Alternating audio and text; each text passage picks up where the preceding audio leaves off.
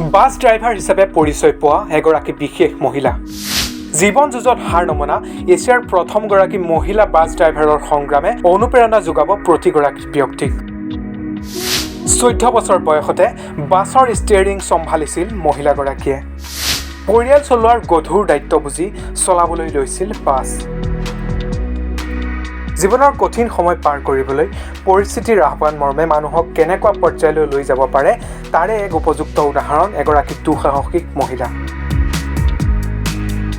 সমাজৰ সকলো বাধা সমালোচনা নেওচি নিজক প্ৰতিষ্ঠা কৰিবলৈ আন মহিলাই সাধাৰণতে কৰিবলৈ সাহস নকৰা এটা কাম কৰি দেখুৱালে কন্যাকুমাৰীৰ এই মহিলাগৰাকীয়ে।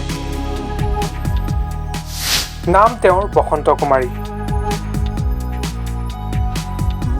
বসন্ত কুমাৰীয়ে যেতিয়া বাছৰ ষ্টিয়াৰিং হাতত লৈছিল সেই সময়ত ভাৰতৰ বহু মহিলা অকলে পাব্লিক বাছ অথবা ট্ৰেইনত উঠিবলৈ ভয় কৰিছিল। শৈশৱ কালতে নিজৰ মাতৃক হেৰুৱাইছিল বসন্ত কুমাৰীয়ে। মাতৃৰ মৃত্যুৰ পাছতেই বসন্ত কুমাৰীৰ পিতৃয়ে দ্বিতীয়বাৰৰ বাবে বিবাহপাশত আবদ্ধ হৈছিল আৰু ইয়াৰ পাছতে বসন্ত কুমাৰীৰ দায়িত্ব লৈছিল তেওঁৰ মাহীয়েকে।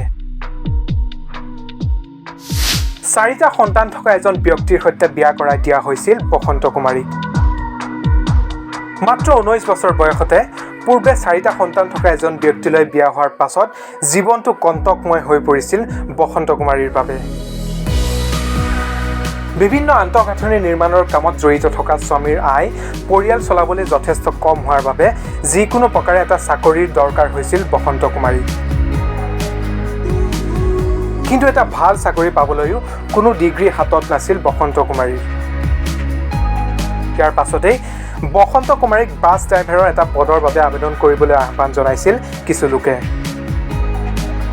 কিয়নো মহিলাসকলৰ কাৰণে ড্ৰাইভাৰৰ বাবে কেইটামান পদ সংৰক্ষিত আছিল। আৰু ইয়াৰ পাছতেই বাছ চলোৱাৰ প্ৰশিক্ষণ আৰম্ভ কৰিছিল বসন্ত কুমাৰীয়ে। অৱশেষত 1983 চনৰ 30 মাৰ্চ তাৰিখে তামিলনাডু ষ্টেট কৰ্পৰেশ্যনে তেওঁক ড্ৰাইভাৰ পদত নিযুক্তি দিলে। বসন্ত কুমাৰীক দেখি হাজাৰ হাজাৰ মহিলাই জীৱনত কিছু ব্যতিক্ৰমী কাম কৰিবলৈ সাহস পালে। ৰাতি 10-11 বজালৈকে বাছ চলাইছিল বসন্ত কুমাৰীয়ে আৰু ইয়াৰ পাছতেই এছিয়াৰ প্ৰথমগৰাকী মহিলা বাছ ড্ৰাইভাৰ হিচাপে খ্যাতি লাভ কৰিলে বসন্ত কুমাৰীয়ে।